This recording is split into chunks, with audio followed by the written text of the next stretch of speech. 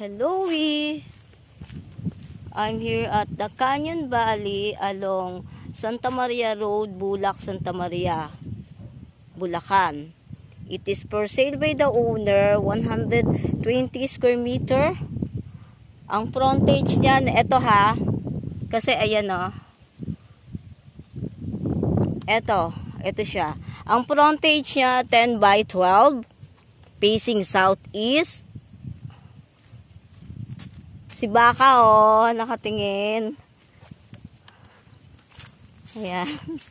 120 square meter. Ito siya. Ito dito. Ayan. Paganyan yan eh. May development plan po ito. Katapat ng clubhouse. Ayan.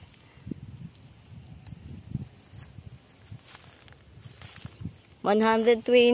Kung 120 to, eto siya, naglalaro. Kung 120 ha, hanggang dito.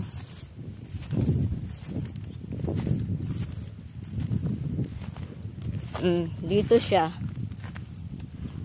Ayan. Sinamahan ako ng security guard. Andito yan. Dito. Kasi kabilaan to eh. Yan. Dito. Ayan. Dito. Tapat ng clubhouse. Eto, ang problema, iisa pa lang ang bahay na nakatayo. Maganda yung location, in fairness. Siguro dinevelop pa lang to. Kasi yung nagpatayo raw ng isang bahay doon, nagpatayo sila mga 2017. Ayan. Eto yung property ha. Papagawa na lang ng lot plan. Madali naman makita to eh. Pero soon dadami na rin yung maitatayo dito. I'm here at Canyon Valley, Bulac, Santa Maria. Yan. Iisa pa lang ang bahay, in fairness. May clubhouse, pero wala pang nagme-maintain. Pero maganda siya. Maganda siya. Sa totoo lang, nagagandahan ako sa location. Ito yung property ha. Ayan. Tapos, halos katapat ng clubhouse, si Kuyang Guardian. Ayan. OMG. Ito, dito lang siya. Parang dito siya naglalaro. Ayan. Yung baka nakatingin, nagsusubaybay sa amin. Maganda. Kaso, hindi ko alam kung kailan pa mapapatayo ito. Parang mga hindi pa tapos nagbayad yung iba eh. Pero yung may-ari po nito, fully paid na, title na sa kanila. Paglabas, ang kagandahan lang po dito, paglabas ng subdivision, sakaya na ng jeep. May isang bus na dumadaan dito, pa Divisoria, going Manila, going Balintawak. Yan. Ito po tayo. Ayan po. Clubhouse. Yan. Ito po pala tandaan ha, katapat ng clubhouse ng punong yaan. Yan, ito po. Lalabas na po kami. Si Baka. Sila yung kumakain. Oo, tama dito siya, naglalaro. Kasi pangatlo eh. Tara na kuya. Ayan na. Gusto niya na nilalambing. Ayan po yan ha.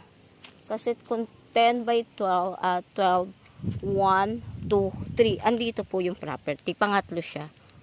Base sa ano. Wala ka na kuya. Labas na tayo. Baka may manghabol pa dyan. Bye-bye baka! Ayan. 120 square meter. Dito lang po yan. Ang dami nakaabang na baka. Wala ngang aso, kuya. Baka naman. Sila maglililit ng damuhan. Kaya siguro nilagyan ng baka. Para. Hindi kasi dati daw kasi mataas na pala. Oo, matalahib. Ito. Marcasas. Marcasas Street. Yon. Oo, sandali lang. Yan. Marcasas Street. From National Road, dekada.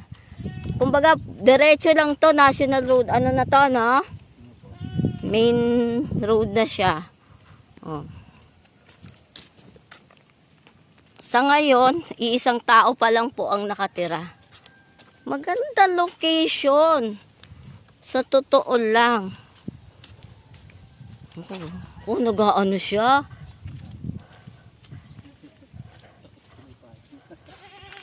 Oh, nawala dito. Ayan. Pangalawang kanto. Baka tumakbo siya, kuya, ha?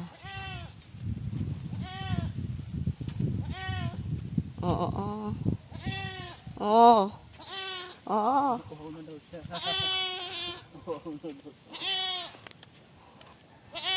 Oo. Ang ganda ng location. Kailangan maintain lang itong ano. Nasayang po.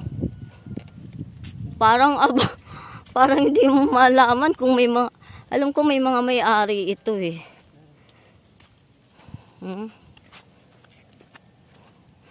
120 square meter malapit sa gate. Ayun na. Oh. Canyon Valley along Santa Maria Road. Madali lang palang puntahan, kuya. Kumbaga, investment nyo na lang muna.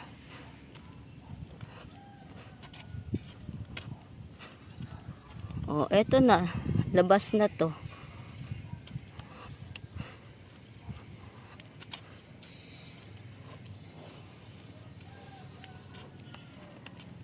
Sayang, ang ganda, no?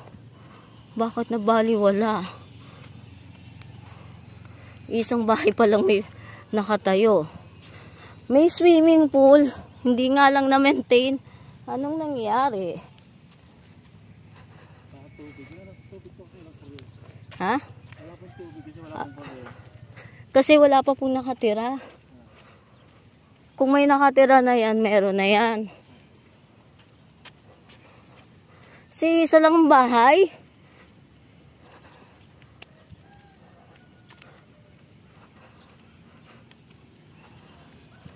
Ang ganda pa naman. Ako nagagandahan. Facing southeast. Tahimik. Ayan na, national road na tayo.